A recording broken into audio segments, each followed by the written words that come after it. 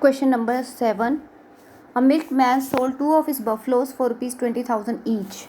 जहाँ पे each लिखा हुआ है तो it means कि it is for 20,000 each. तो 1 buffalo आपकी 20,000 की है तो 2 होंगी 40,000. अब ये भी मेंशन है कि ये सोल्ड है तो ये आपको सेलिंग प्राइस गिवन है. On 1 he made a gain of 5%. एक पे तो उसको 5% का प्रॉफिट हो रहा है और second other A loss of 10% और दूसरे पे उसको 10% का लॉस हुआ है.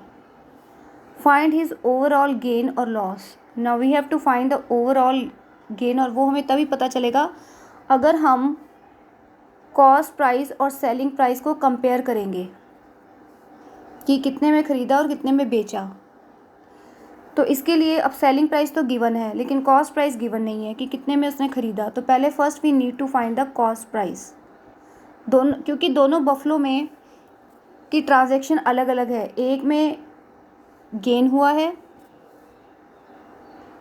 और एक में लॉस हुआ है तो दोनों का कॉस्ट प्राइस हम अलग अलग से कैलकुलेट करेंगे क्योंकि दोनों की ट्रांजैक्शन अलग है. एक में गेन है और एक में लॉस है. तो सबसे पहले तो सेलिंग प्राइस लिख लेते हैं. टोटल सेलिंग प्राइस है 40,000 दोनों का मिलाकर. अब आते हैं पहली वाली बफलो पे. फॉर द फर्स्ट में उसको प्रॉफिट हुआ है 5% का. सेलिंग प्राइस है उसका 20,000 और हम यहाँ से कॉस्ट प्राइस निकाल लेंगे. तो जो मैंने आपको डायरेक्ट फार्मूला बताया था हमने उसी को यूज़ करना है. Cost price is equal to selling price into 100. नीचे 100 plus profit percentage. Cost price given नहीं है. सेलिंग प्राइस है हमारे पास 20,000 इंटू 100 और 100 प्लस और प्रॉफिट है हमारे पास 5. तो ये आ गया आपके पास कॉस्ट प्राइस आ गया आपके पास 20,000 इंटू 100 नीचे 105.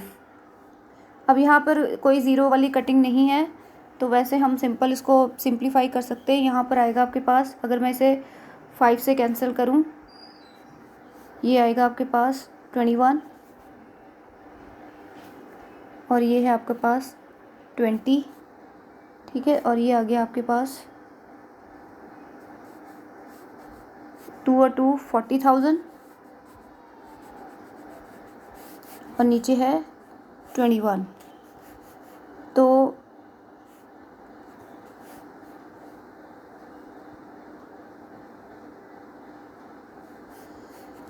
तो यहाँ पर आपके पास जो है वो नंबर डेसिमल में आएगा. ये पूरा का पूरा इससे कॉमन फैक्टर नहीं कटेगा, कैंसिल नहीं होगा.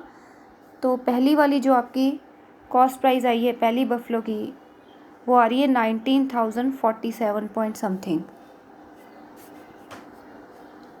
0.62. ठीक है.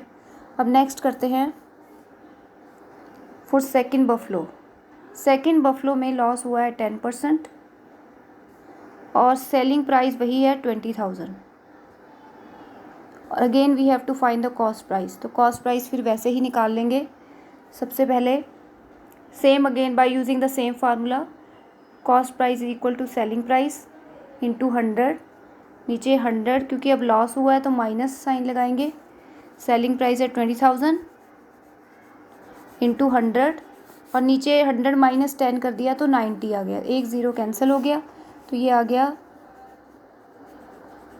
20,000 ओवर 9.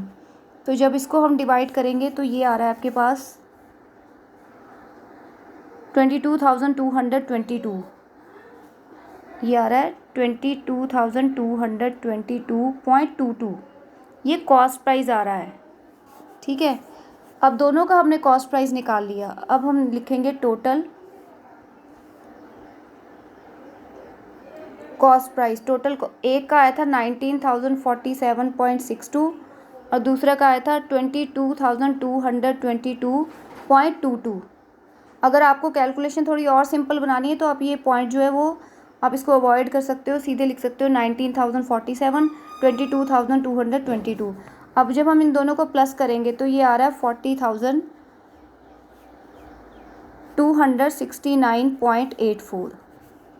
ठीक है, तो ये पहले सेलिंग प्राइस जो हमें पहले से ही गिवन था वो है 40,000, और कॉस्ट प्राइस कैलकुलेशन करके हमने निकाल लिया है 41,269.84।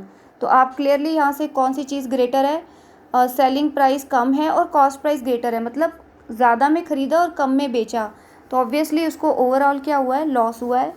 और लॉस हम इन दोनों को माइनस कर लेंगे तो ये आएगा 1,269.84 का उसको लॉस हुआ है, जो ओवरऑल उसको ट्रांजैक्शन में नुकसान हुआ है।